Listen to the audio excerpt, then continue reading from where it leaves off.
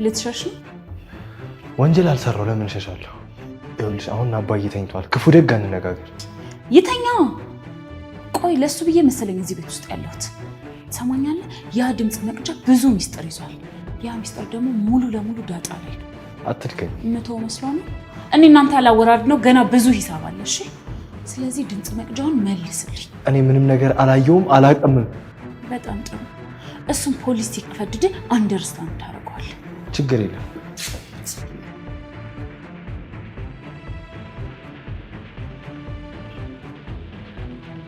ገቤ አይ ዳጣና ያታለን መታኝ ዛሬ ወይ መታኝ በሮ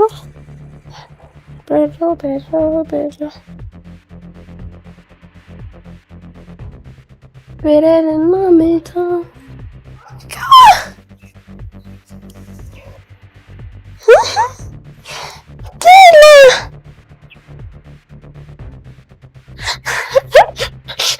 አሁን በዚህ ሄደች።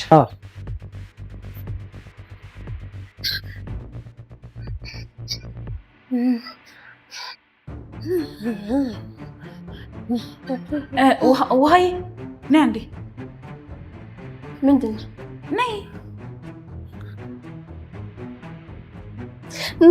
እና እኔ እኮ ሽንቴን ሸንቻለሁ። ቆይ ከጠየኩሽ ጥያቄ ጋር ምን ያገናኘዋል? ብታይ እኮ ማለት ነው ትበራለች ክንፈላት እንደዚህ ብር። እስኪ ያሳይ።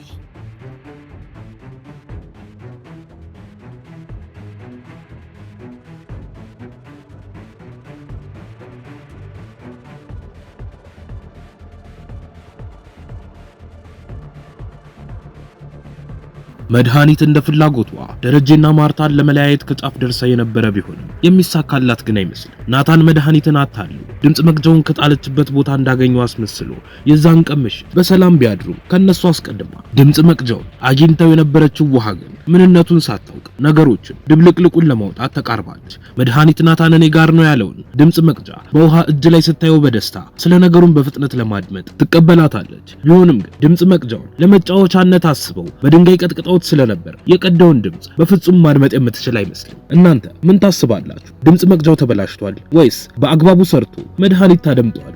ሐሳባችሁ ኮመንት ላይ ጻፉልን። ከዚህ አስቀድሞ ናታን ቤተሰቡን ለማትረፍ ሌላ ምንም አይነት ምርጫ ስላልነበረው በቀጥታ መድኃኒት ክፍል ገብቶ መቅጃውን ከእጇ ላይ በጉልበት ነጥቆ ለመውሰድ በኃይል መታገል ይጀምራሉ። በዚህም ሰዓት ነው ለሱ ላለመስጠት በመስኮቱ አሽቀንጥራ ይጣለችው። በሰዓቱ ከቤታቸው ጓሮ ሆኖ ሲጫወቱ የነበሩት ውሃና ምጥን ወደ ነበሩበት ነበር የወደቀው። በድንገትም የውሃን ግንባር ይመታትና መሬት ላይ ይወድቃል። በፍጥነትም ታነሳውና ምን እንደሆነ ለማወቅ ሁለቱም በጉጉት መመልከት ይጀምራሉ። ምንነቱ በግልጽ ስላልታወቃቸውም ውሃ ሰብረው በውስጡ ያለውን ነገር ለማየት ወስነው ከጓደኛዋ ምጥን ጋር ተያይዘው ድንጋይ ፍለጋ ይጀምራሉ። ናታንም በዛ ሰዓት እንደምንም መድኃኒትን በኃይል ወደ አልጋዋ አሽቀንጥሮ አጋድማት በፍጥነት ወጥቶ በሩን ሊዘጋባት ሲል እሷም በሩን ይዛ መታገልና መደብደብ ትጀምራለች።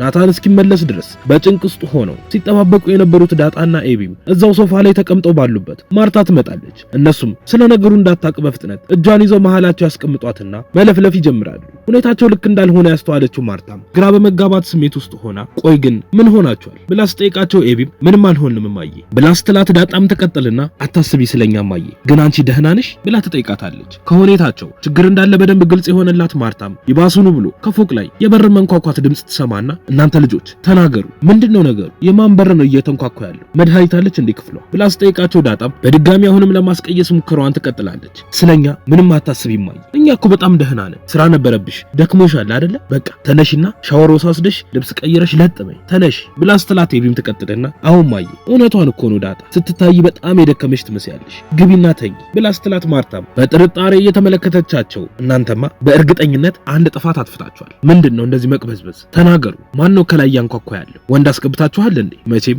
ባለፈው ያንን ልጅ ማስገባትሽን እንዳረሳው ታውቂያለሽ ብላ ወደ ኤቢ ጋር ዞራ ስታፈጥባት እሷም እማዬ በጣም ይቅርታ ደግሞ እኮ ያ ነገር አልፎ የለ ብላ ስትላት ማርታም ተነስታ ወደ መኝታ ክፍሏ መንገድ ትጀምራለች። አቢጌልም በጭንቀት ተነስታ ተከትላት ስትሄድ ዳጣ ደግሞ እዛው ሆና በጭንቀት መንጎራደር ትጀምራለች። ማርታም ደረጃውን መውጣት እንደጀመረች የበሩን መንኳኳትና የእህቷን ጩኸት ትሰማና በፍጥነት ናታን ጋር ትሄዳለች። እሱም ምንም ምርጫ ስላልነበረው ዘግቶ ይዞባት የነበረውን በር ይከፍተዋል። መድኃኒትም ከውስጥ ትወጣና በነዴት አንተ የማትረባ አንላቀቅም እሺ ብላ ልታስፈራራው መሞከር ትጀምራለች። በዛን ሰዓት ላይ ውሃ በመስኮቱ ተወርውሮ የመታትን ድምጽ መቅጃ ውስጡን ለማየት ከምጥን ጋር ሆነው ለመስበር በድንጋይ እየቀጠቀጡት ነበር። በድንገትም ተፈናጥሮ ወዴት እንደገባ ሳያዩ ይጠፋባቸዋል። እነሱም ትተውት ለመጫወት ይሄዳሉ። ማርታም በዛን ሰዓት ላይ በእህቷ ሁኔታ ግራ ተጋብታ ስለ ነገሩም ለማወቅ ምን እንደሆነ ትጠይቃታለች። መድኃኒትም የውሸት ምክንያቷን ፈጥራ አስገድዶ ሊደፍራት እንደነበረ ትነግራታለች። ያልጠበቁትን ነገር የሰሙትና ማርታም በድንጋጤ ምን መዲ ቆይ ስለምንድን ነው እያወራሽ ያለሽው? ናታን በፍጹም ይሄንን ሊያደርግ አይችልም ብላ ስትላት መድኃኒትም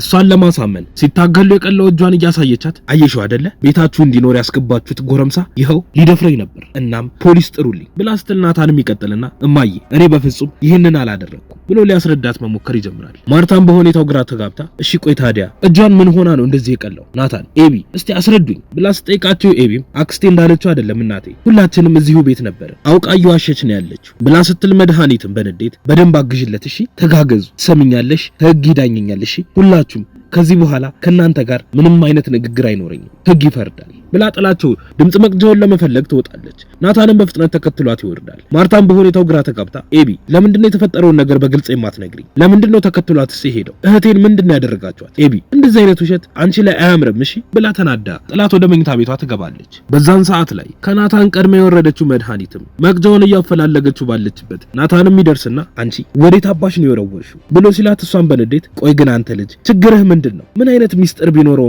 እንደዚህ የተባበራችሁ ብላ ስትለው እሱም ሰምኛለሽ ብታገኙ ለራሱ አታዳምጪውም እሺ ብሎ የድምጽ መቅጃውን ማፈላለግ ይጀምራል። ለደቂቃዎች ፈልጎት ስላላገኙትም ናታን በውስጡ አንድ ሐሳብ ይመጣለታል። ድምጽ መቅጃውንም እንዳገኘው አስመስሎ ኪስ ውስጥ ይከተውና እንዳገኘው ይነግራታል። እሷም እንዲሰጣት ስትጠይቀው ጥሏትን በፍጥነት ወደ ቤት ይሄዳል። በዛን ሰዓት ላይ ዳጣና ኤቢ በሁኔታው ተጨንቀው ተቀምጠው እያወሩ ነበር። ኤቢም ትቀጥልና ከባድ ችግር ውስጥ እየገባን ነው ዳጣ እማዬ ክፍሏ ገብታ ተናዳ ተኝታለች እናም ትንሽ አረፍ ካላለች ራሷን ያሟታል ብላ እያለች ባለችበት ናታን በሩን በርግዶት ወደ ውስጥ ሲገባ መድኃኒትም ተከትለው ትገባለች። እየተጨቃጨቁም ወደ ውስጥ ይገባሉ። ናታንም ወደና አቢጌል ጋር ሄዶ ሊቀመጥ ሲል መዲም በንዴት አንተ ልጅ ለምንድን ነው የማትሰጠኝ ብላ ስታፈጥበት እሱም አልሰጥሽም አልኳ በቃ አልሰጥሽም አትጨቅጭቂኝ ከፈለግሽም ሄደሽ ልትከሽኝ ትቻያለሽ ምንም አታመጪም እኔ ብዙ ምስክር አለኝ ብሎ እያለ ባለበት ደረጀ ወደ ቤት ሲገባ ጭቅጭቃቸውን ሰምቶ ወደ እነሱ ጋር ይመጣና ምንድነው ቆይ እንደዚህ የሚያጨቃጭቃል ብሎ ሲጠይቅ መድኃኒትም በፍጥነት ይሄ የማይረባ ደደብ የሆነ ልጅ ሊደፍረኝ ነበር ስለሆነ ወደ ናታን ጋር ዞር ብላ ሰማኛለህ እኔ ካንተ ጋር ለሰከንድ እንኳን አልከራከርም እከስሃለሁ ብላ ዝታበት ጥላው ትወጣለች። ናታንም መድኃኒትና ደረጀ ከሄዱለት በኋላ ድምጽ መቅጃውን የእውነት እንዳላገኘውና አታሏት እንደሆነ ነግሯቸው ነገ በጠዋት ወጥተው እንደሚፈልጉት ይነግራቸውና ይለያያሉ። በነጋታው ጠዋትም ማንም ሳይነሳ በፊት ከእንቅልፏ የተነሳችው ውሃ ትላንት በድንጋይ ስትመታው ወደ ጠፋባት ዕቃ ፍለጋ ትገባለች።